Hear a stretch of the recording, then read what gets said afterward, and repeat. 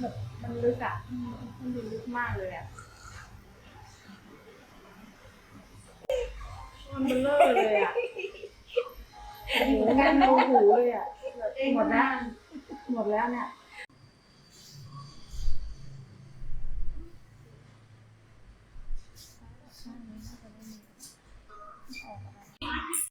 2 นาทีเสร็จแล้ว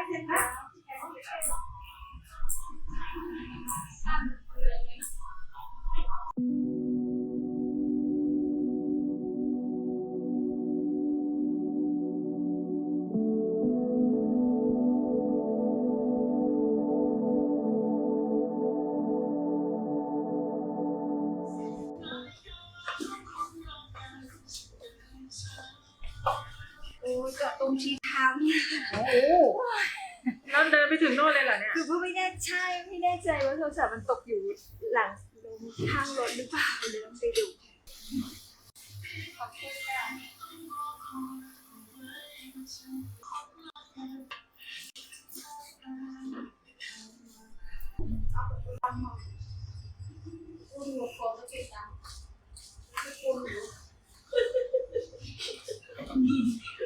นี่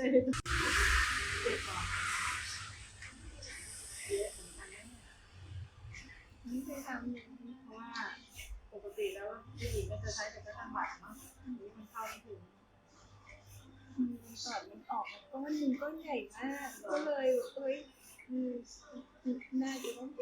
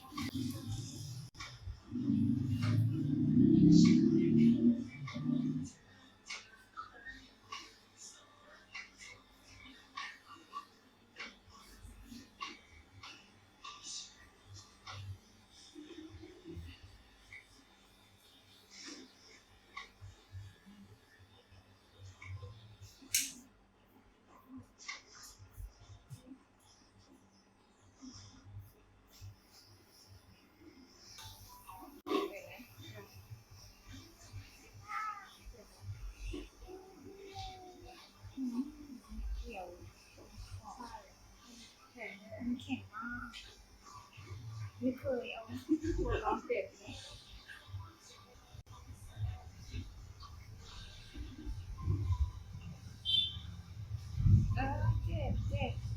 ถ้านั้นไม่ได้ละมีอะไรแบบมันลึกอ่ะมันดูลึกมากเลยอ่ะ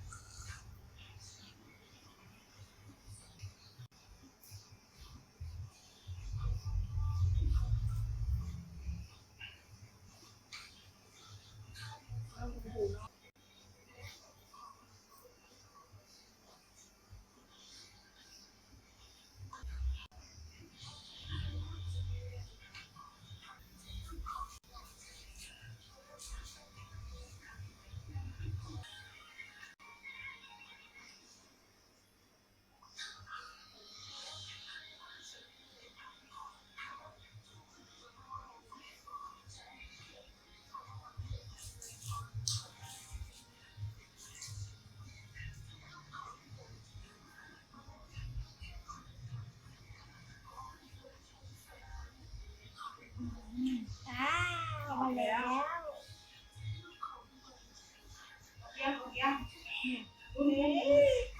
มันเบลอเลยอ่ะหูกันเอาหูเลยอ่ะหมดแล้วหมดแล้วเนี่ยดำปีเลยอ่ะนานมากเลยอ่ะเนี่ยหมดแล้วโล่งแล้วน่ะโอ้ยจะออกได้เอาน้ำยาเข้าไปได้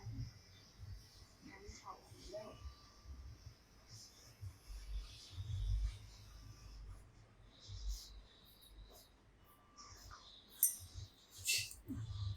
ด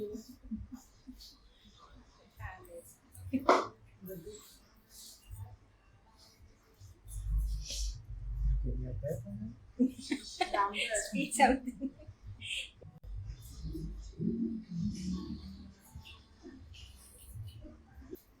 ใช้คันต้นบัตรมันก็ใช้คันต้นบัตรมันก็แบบมันก็ดันเข้าไปอะเนาะ It's a little dark, but it'll wash out. น้ำยังเดือดนะยังมีน้ำอยู่ในถุง นี่มี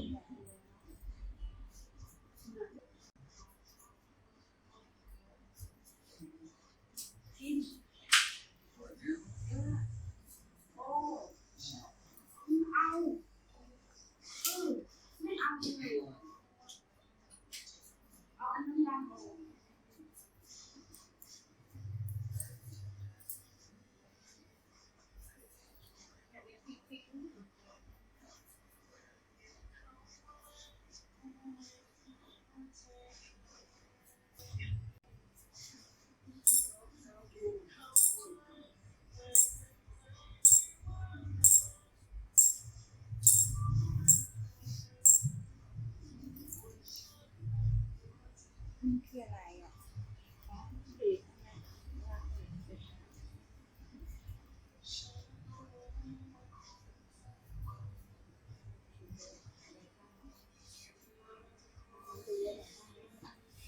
ไม่ถ้ารู้วันก่อนมันออกมาก้อนหนึ่งที่ทำให้เราตกใจ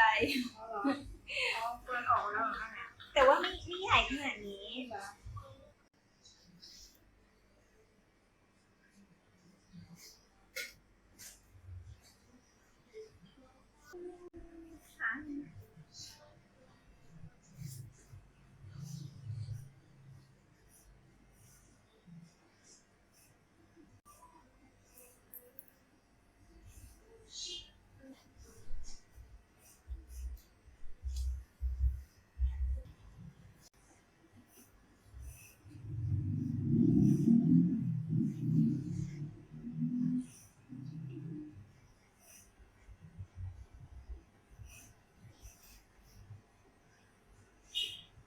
เมื่อกี้ที่เดินหาเนี่ยเดินหาร้านแค่หูเหรอ ใช่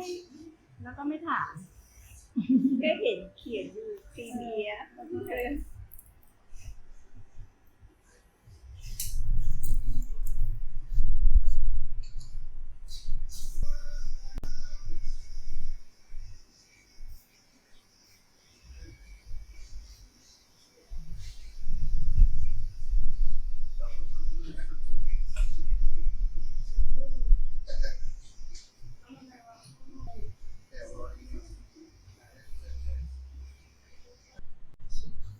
ประมาณนี้โอเคไหมคะพ่อนี่นะเนาะสั้นไปไหมหรือว่ายาวไป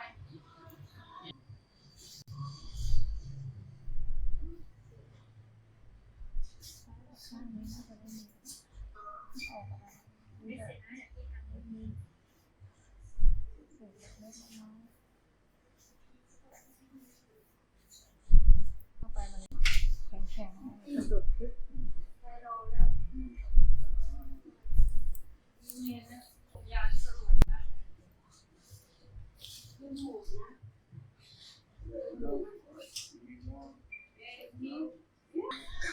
ไหนอ่ะเอามาโชว์มา Oh, yeah, let me see your line.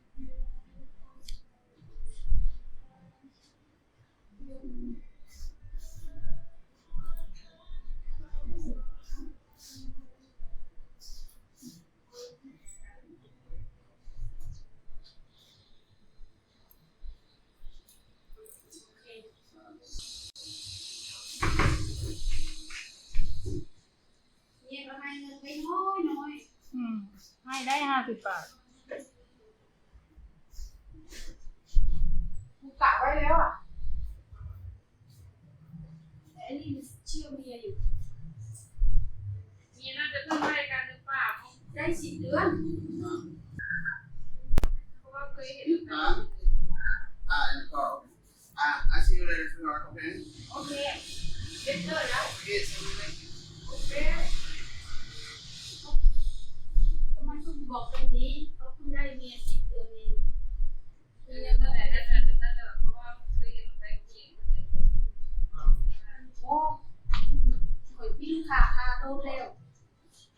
ห้องน้ำอยู่ Lát rồi. ขี้หรืออะไรแคท ไม่รู้ไม่พูดไม่จา เอ็นจิโร่วัติโร่วัติเอ็นจิโร่อยู่ขี้เหรอโอ้มาพูดว่านี่มีจิ๊กจ๊อบแล้ว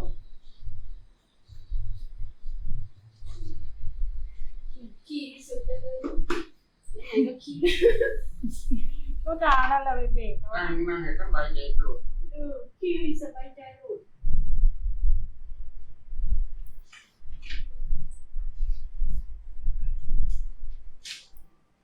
I go line and I need haircut because I look good cause facial. I look good already cause facial. No, sorry. No need that. I'm handsome now. I get facial. You not say that. You give me money first. You not do. Okay? นี่อะไรเป็นเชิ้ตเนี่ยไอตัวเอวไอมุ้ยลงแม่ลง At home. อ้าวเซอเกน Is it at home? Oh, it's on you. Doing what? Do I?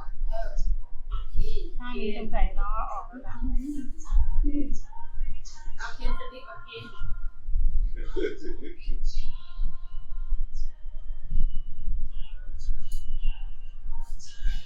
มีเนื้อฝั่งตรงนั้น ไม่มีชนิดหน่อยไม่ก้อนใหญ่เหมือนฝั่ง มีข้างนี้ น้องเขาบอกมันออกมาแล้วมาได้ไหมเขาแค่ออกเองไง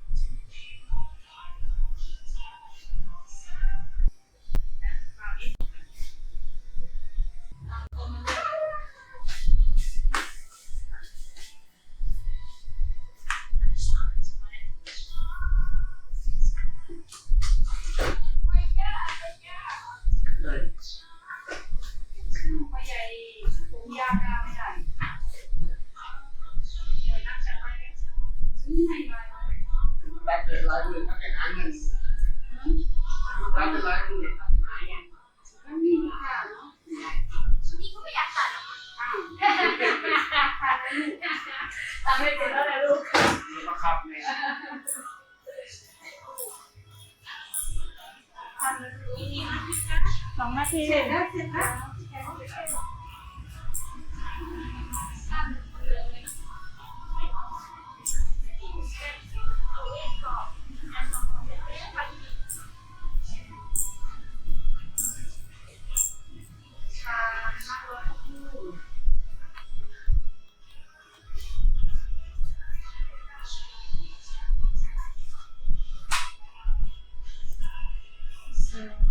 ขึ้นลึกนะ อันนี้เสร็จเลยใช่ไหมคะจะมีอะไรอีกไหมคะ เสร็จแล้ว เสร็จแล้ว